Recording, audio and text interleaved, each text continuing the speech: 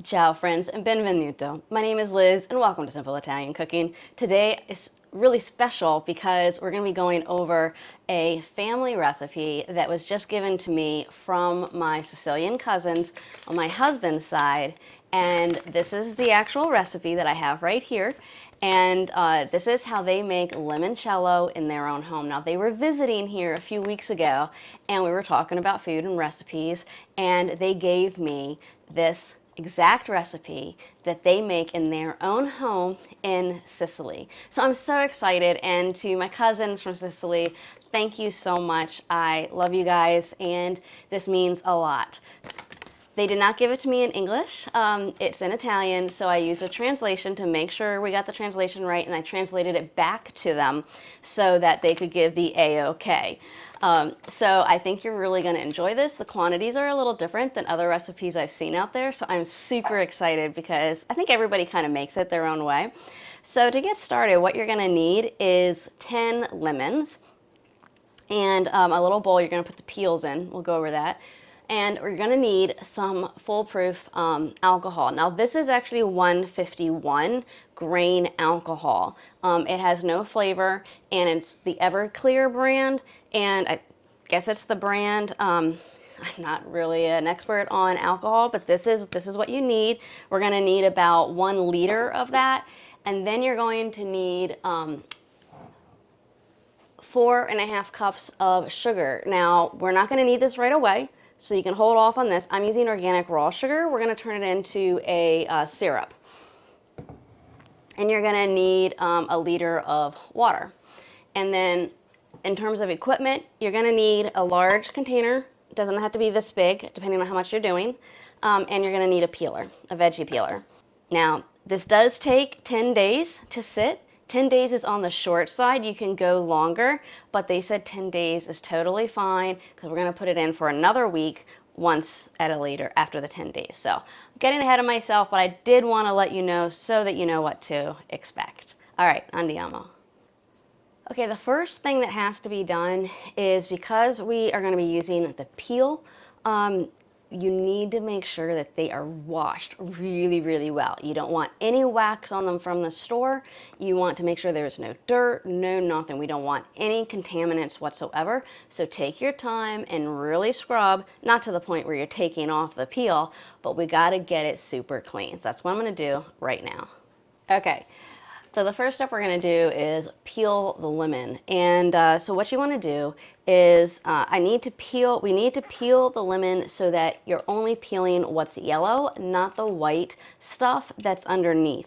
So I'm just going to use a peeler here, and very thinly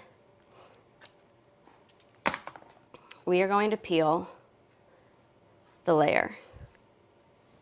And if there's any bad spots on the lemon, I'm just going to avoid those. But you can see here that I am not getting any of the white stuff because that's going to make it way too bitter. We don't want that at all. So I'm just going to go ahead and do all these lemons, which I'm sure is not going to be a quick task. But you can see how thin, and I'll hold it here, hopefully I can zoom in on it, how thin these actually are. And you can see it's almost translucent. That's how thin we're getting it. And you can just use a regular peeler. Okay? Okay, so now we have all our peels, and I'm hoping that I've done it correctly, but it really does look like it. I'm not sure I could get them any thinner. So that took me about 20 minutes, actually more like 30 minutes to go through all of this.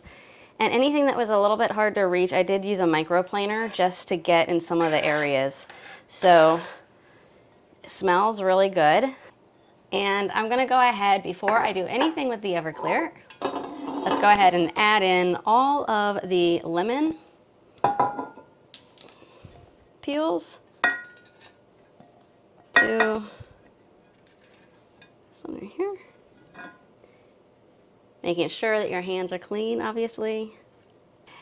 And now what we're going to do is we're going to add 1 liter of this. So 1 liter is equivalent to 1 quart. 1 quart is equivalent to 4 cups.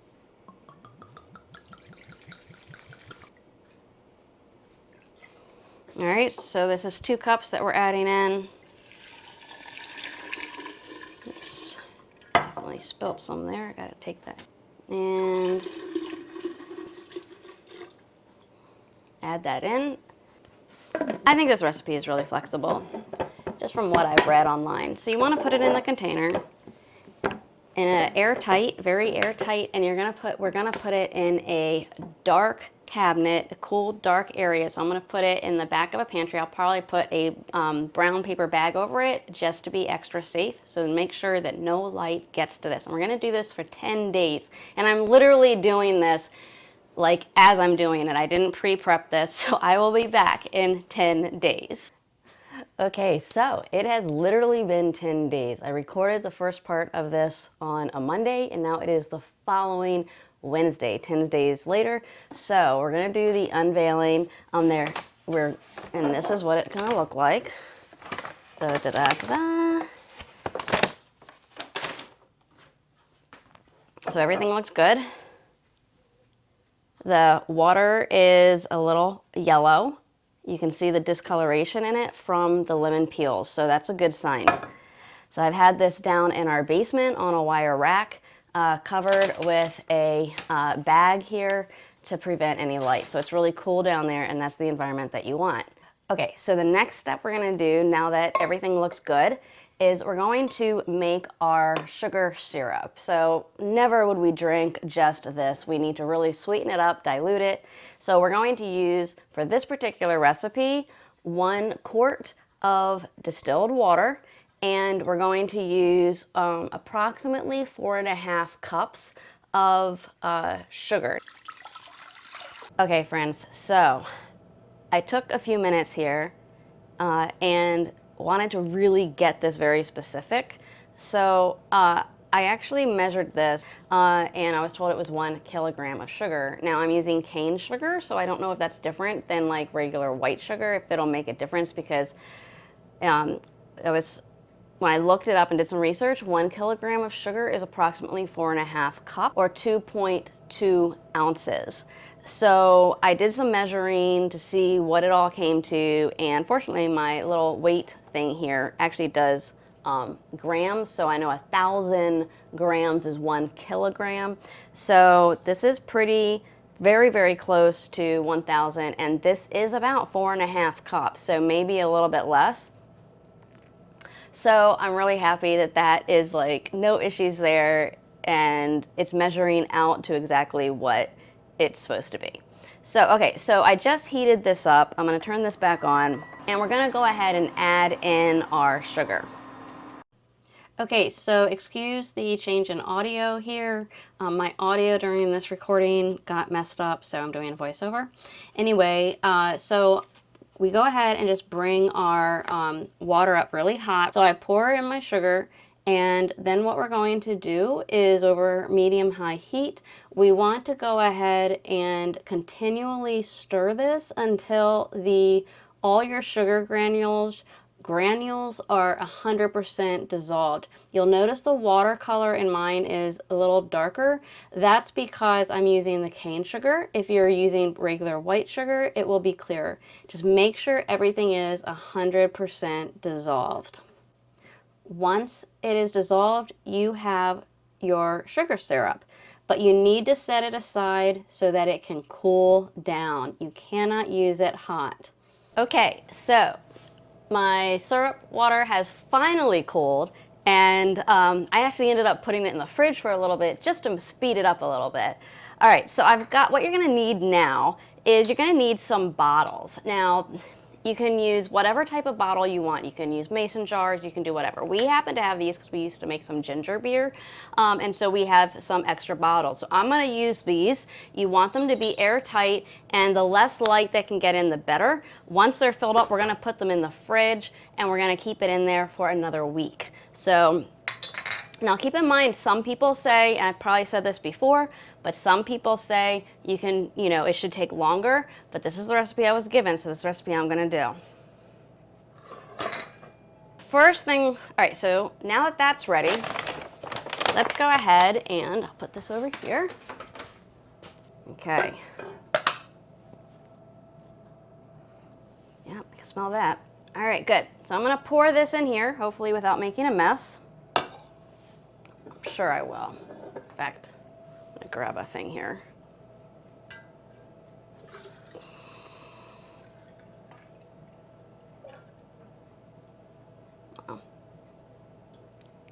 All right. All right, now we're gonna go ahead and we're gonna strain it. Okay, so we need to stop, and stop because I made a mistake. I totally forgot. My cousins told me to use a super, super fine cloth when doing the straining, but I didn't remember until after I had bottled everything. So I'm gonna go ahead and continue on, but I'm gonna show you exactly how I fixed this. So what I did was I placed the cheesecloth over the strainer. And yes, I realized my mistake after I bottled everything. So it's called refiltering, and what you can do is just simply pour it over and it will take out all the fine little particles. Here's the problem with doing it through a metal sieve like I had, is that any large particles that get through from the lemon, while it won't ruin your batch of limoncello, what it will do over time is alter the flavor, and you really don't want that. So you want to make sure, and you can see little pieces coming out that are being filtered.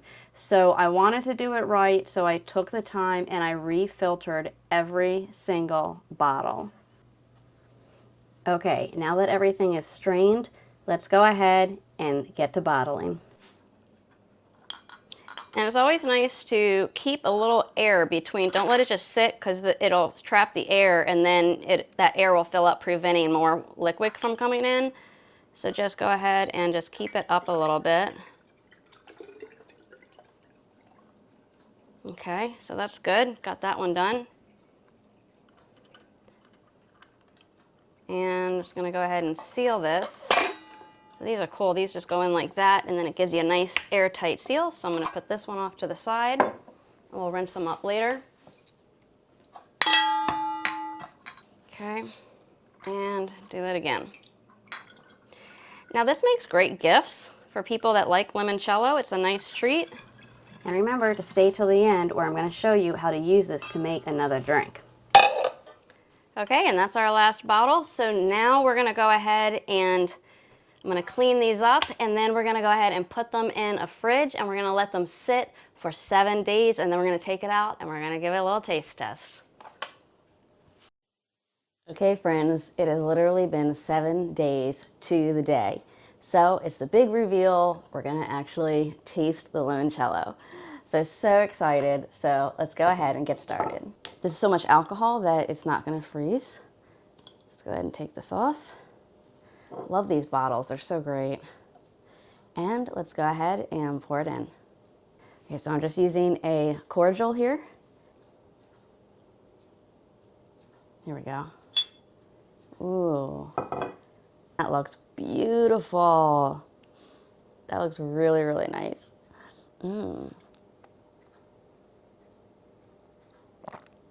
Oh wow, that tastes really good.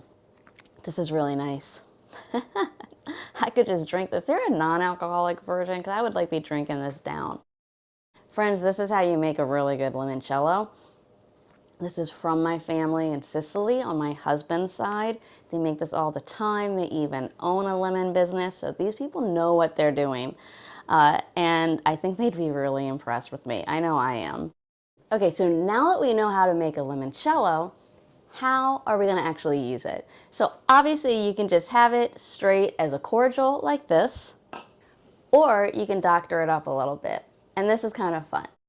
So the general rule of thumb to go by, and this is totally flexible, but whatever you put in of the limoncello, you want to double with your tonic water. So I'm just using tonic water. This is a great brand. I love it. It's Fever Tree.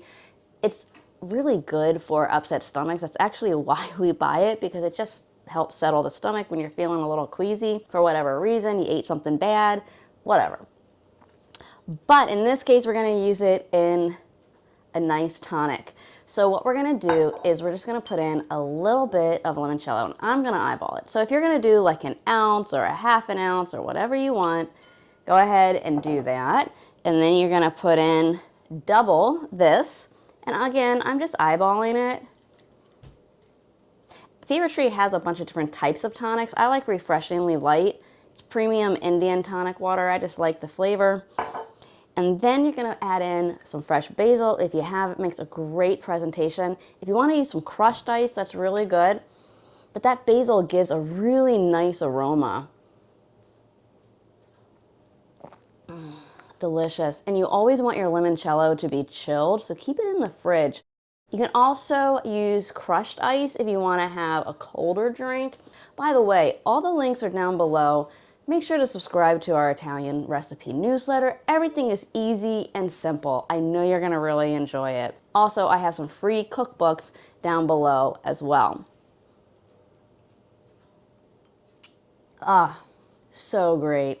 These make great gifts, and honestly, this is gonna last me forever. We're not big drinkers in this house, but this is really good when you just want that refreshing taste. Well, I hope you found this video helpful. Let me know if you're a fan of limoncello. If you have your own recipe, put it down below. Would love to hear from you. Thank you so much for watching. Grazie e ciao.